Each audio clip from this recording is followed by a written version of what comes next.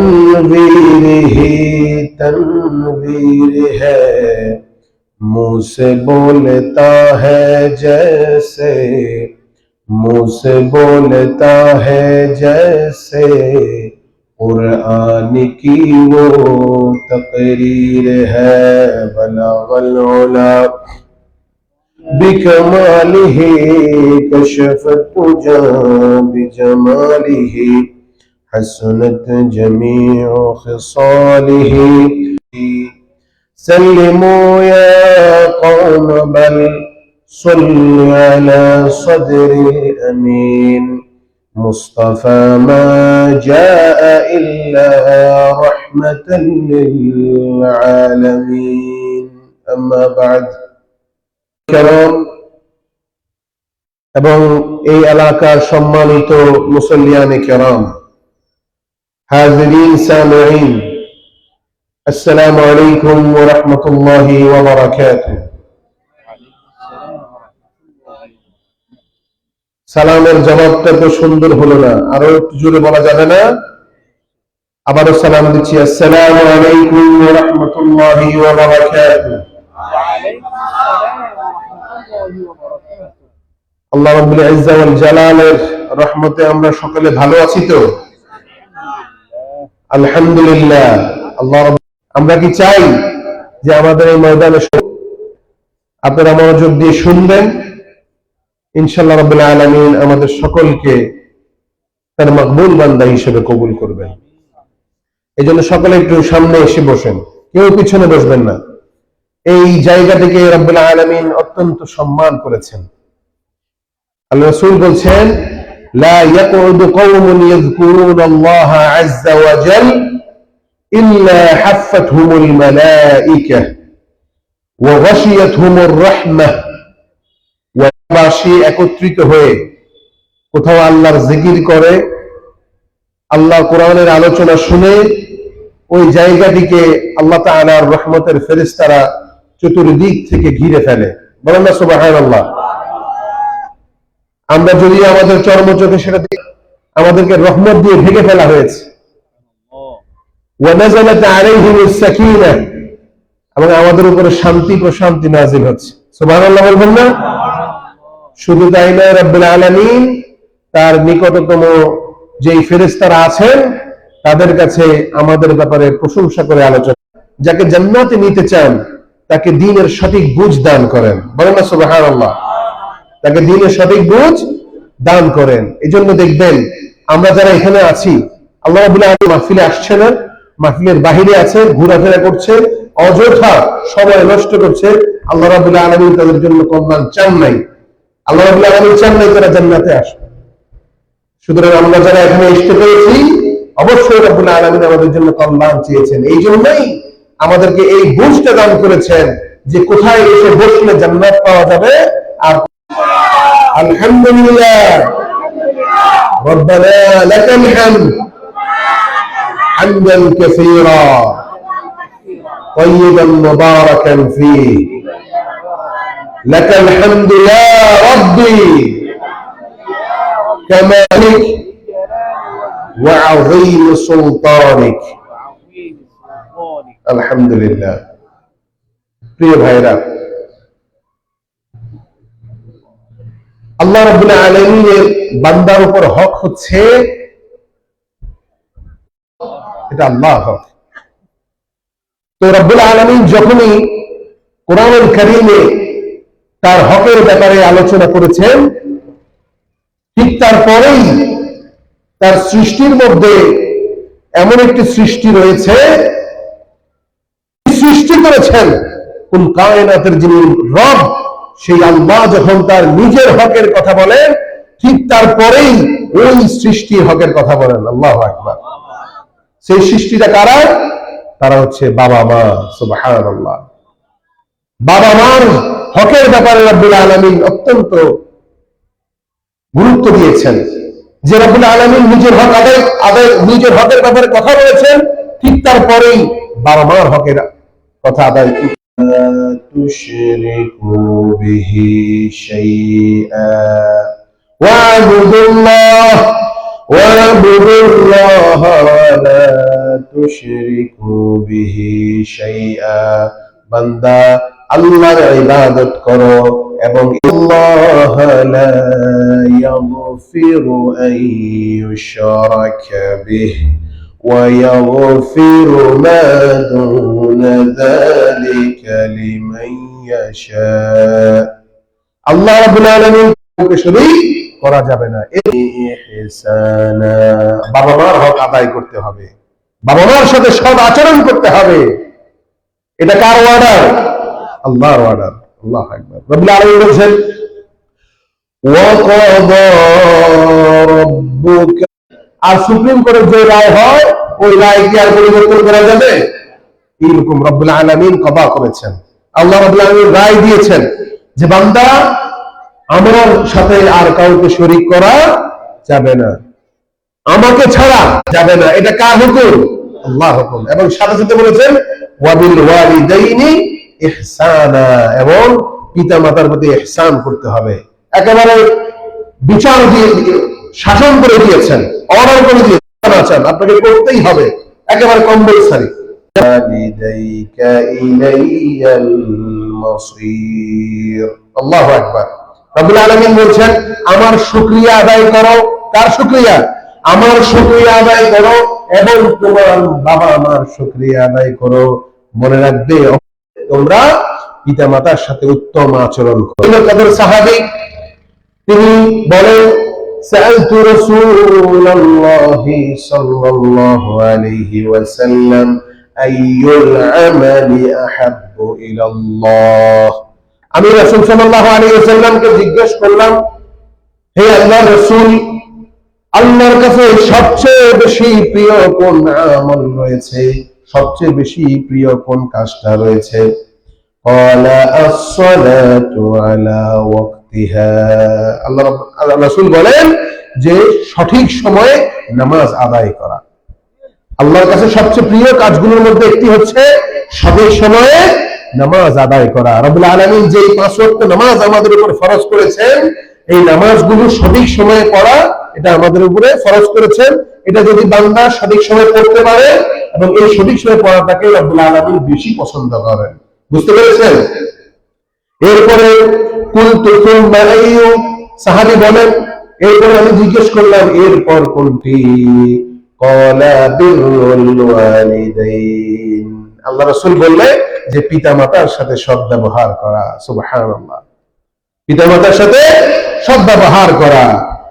কুলতু সুম্মা আইয়ু, এরপর সাহাবী আবার রাসূলকে জিজ্ঞেস করলেন এরপরে কোন কাজটি আছে? ক্বালা আল জিহাদু ফি সাবিলিল্লাহ। আল্লাহ রাসূল বলছেন আল্লাহর রাস্তায় জিহাদ করা। আল্লাহু আকবার। এখন এখানে একটা সূক্ষ্ম বিষয় আছে। আল্লাহর রাস্তায় জিহাদ করা এটা ফরজ। আল্লাহর রাস্তায় জিহাদ করা ফরজ। ইসলামের মূল যে স্তম্ভগুলো রয়েছে সেখানে অন্যতম একটি স্তম্ভ হচ্ছে জিহাদ। অথচ এই জিহাদের আগে আল্লাহর কাছে প্রিয় হচ্ছে বাবা মার সাথে সদ্ব্যবহার করা। আল্লাহু আকবার।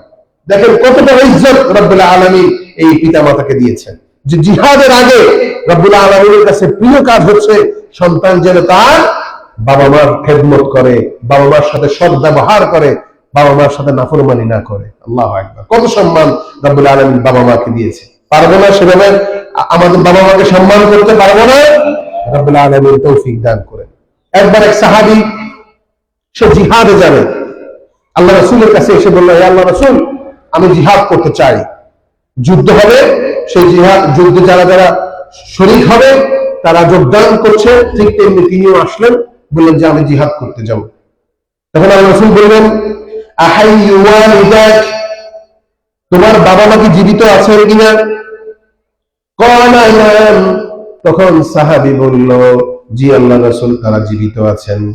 তখন আল্লাহ রাসূল বললেন ফাফিহিমা ফাজাহিদ, ফাফিহিমা ফাজাহিদ, যাও তুমি তাদের কাছে যাও, তাদের কাছে অবস্থান করো এবং যথাসম্ভব তাদের খেদমত করো, এটাই তোমার জন্য জিহাদ। আল্লাহর রাস্তায় জিহাদের যে ফজিলত রয়েছে, আল্লাহর রাস্তায় জিহাদ করলে যে সওয়াব রব্বুল আলামিন তোমার আমলনামায় দিবেন, মায়ের খেদমত করো, বাবার খেদমত করো, এই একই সওয়াব রব্বুল আলামিন তোমার আমলনামায় লিখে দিবেন। সুবহানাল্লাহ বললেন না? জিহাদের সওয়াব রব্বুল আলামিন মা বাবার খেদমত করলে তাদের আমলনামায় লিখে দিবেন। আল্লাহু আকবার। সম্মান দেখেছেন কত সম্মান? এই জন্য রব্বুল আলামিন প্রত্যেকবার তার হকের আলোচনা করেন, সাথে আবার বাবা মা হকের আলোচনা করেন। আল্লাহু আকবার। এরপর রব্বুল আলামিন গুরুত্ব দিয়েছেন যখন বাবা মা বৃদ্ধ অবস্থায় চলে আসবে, যখন বাবা মা সন্তানের সাহায্য ছাড়া কোনো কাজ ঠিক মতো করতে পারবে না, সন্তানের সাহায্য ছাড়া উঠতে পারবে না, সন্তানের সাহায্য ছাড়া বসতে পারবে না, সন্তানের সাহায্য ছাড়া টয়লেটে যেতে পারবে না, বিভিন্ন কাজ সন্তানের ছাড়া করতে পারবে না, সন্তানদের প্রতি মুখাপেক্ষী হয়ে যাবে, সন্তানের খেদমতের মুহতাজ হয়ে যাবে, তখন রব্বুল আলামিন ওই সময়টাকে অত্যন্ত বেশি গুরুত্ব দিয়েছেন। রব্বুল আলামিন বলেন, إما يبلغن عندك الكبر أحدهما أو كلاهما فلا تقل لهما أف ولا تنهرهما وقل لهما قولا كريما। আল্লাহু আকবার। রব্বুল আলামিন বলেন, যখন তোমাদের কাছে তোমাদের বাবা মা অথবা যে কোনো একজন বৃদ্ধ অবস্থায় পৌঁছে যাবে, তখন তোমরা তাদের সাথে অত্যন্ত সতর্কতার সাথে ব্যবহার করবে। তাদের সাথে তাদের খেদমত করতে গিয়ে কখনো মুখ দিয়ে উফ শব্দটা উচ্চারণ করবে না, তাদেরকে বকা দিবে না, তাদের সাথে উচ্চ আওয়াজে কথা বলবে না, তাদের প্রতি বিরক্তি প্রকাশ করবে না, তাদেরকে ইহতিরাম করবে এবং তাদের সাথে সব সময় নিম্ন ভাষায় আদবের সাথে কথা বলবে। বলেন সুবহানাল্লাহ। কে বলেছেন? আরবি ভাষায় বিরক্তির বহিঃপ্রকাশ করার, বিরক্তির বহিঃপ্রকাশ করার, রাগ ঝাড়ার সর্বনিম্ন স্তরের শব্দটা হচ্ছে উফ। বিরক্তির বহিঃপ্রকাশ করার সর্বনিম্ন স্তরের শব্দ হচ্ছে উফ। আর রব্বুল আলামিন মা বাবাকে এত বেশি সম্মান দিয়েছেন যে তাদের ক্ষেত্রে একেবারে সর্বনিম্ন স্তরের যে শব্দটা আছে উফ, এটাও পর্যন্ত বলার জন্য নিষেধ করেছেন। আল্লাহু আকবার। আর বাকিগুলো তো বাকি আছে।